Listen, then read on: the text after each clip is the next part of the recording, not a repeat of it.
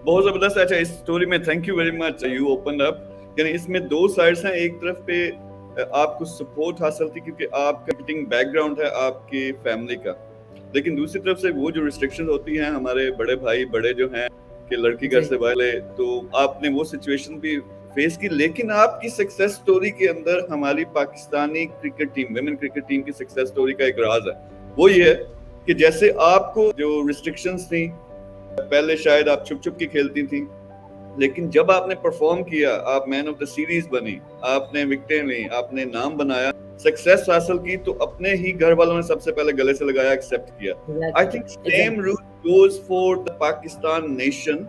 कि मेरे ख्याल में एक तरफ ये मुर्गी और अंडे वाला हिसाब है कि आपको फैसिलिटीज मिलेंगी, आप पे जो पैसा लगेगा, आपकी अप्रिशिएशन होगी, तो टीम अच्छी होगी और इस लेवल पे परफॉर्म करेगी कि वर्ल्ड कप जीते। लेकिन दूसरी तरफ मेरे ख्याल में हमारी नेशन जिस तरह की है, आप कोई बड़ा टूर्नामेंट जीतेंगे तो वो आगे फिर गले से लगाएंगे कि ये हमारी क्रिकेट टीम है, और फिर उसमें पैसा सब कुछ आएगा। तो अब आपका कोई प्लान है, यानी कि आजकल किस चीज पे काम हो रहा है, हम कैसे यानी वो टॉप 2-3 टीम्स में आके और एक बड़ा कोई हम टूर्नामेंट भी जीते, इसके लिए कुछ प्लानिंग हो रही है आपकी तरफ से?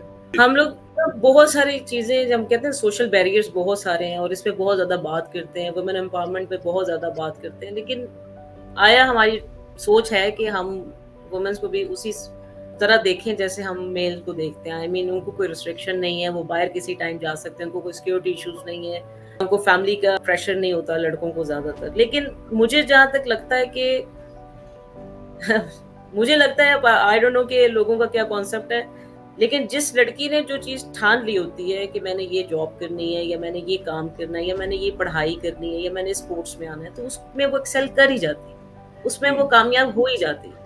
और इसकी रीजन ये है कि वो सब चैलेंजेस देख रही होती है, वो सब चैलेंज को एक्सेप्ट करके वो उस चीज में एक्सेल कर जाती है और कामयाब होती है। और आई गेस मैं ओवरऑल जितनी भी सोसाइटी में लोग देखती हूँ, बहुत सारे लोग इस तरह के हैं जो कि कर नहीं सकते, हालांकि टैलेंटेड है, लेकिन घर वालों की रिस्ट्रिक्शंस की वजह से, बड़ों की रिस्ट्रिक्शंस की वजह से, आई नो कि समहाउ उनकी जो सोच है वो डेफिनेटली माशरे की वजह से भी है, लोगों की वजह से भी है, लेकिन हमें ओवरऑल इसको चेंज भी करना चाहिए। क्योंकि जिस तरह के हालात चल रहे हैं, आप पूरी दुनिया में देखें, मेल फीमेल इकट्ठे काम कर रहे होते हैं, जॉब कर रहे होते हैं, खेल रहे होते हैं, और उनकी वो ड्यूटी है, और हर बंदा कमा रहा होता है, हर बंदा अपना अपना काम कर रहा होता है। तो हमारे यहाँ भी ये चीजों को, इस चीज को बैरियर ना समझे, ये एक स्ट्रेंथ है।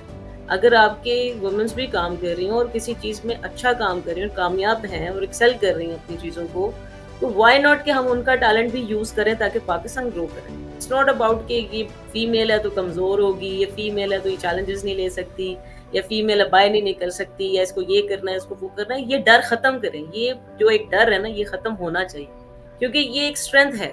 इस स्ट्रेंथ को इस्तेमाल करें। पूरी दुनिया में लोग काम कर रहे हैं, इकट्ठे मिलकर काम कर रहे हैं, और दुनिया कहाँ चली गई है। लेकिन हम लोग अभी तक वही बात करते रहते हैं, औरत है, बाहर नहीं निकल सकती, ये रिस्ट्रिक्शंस हैं, वो रिस्ट्रिक्शंस हैं। ऐसा कुछ भी नहीं है। This is all your mental barrier. ये कुछ और कोई बैरियर नहीं है। आपने जिस बैरियर को तोड़ना चाहा, आपने तोड़ा और उसमें काम भी किया, सेल्फ भी किया।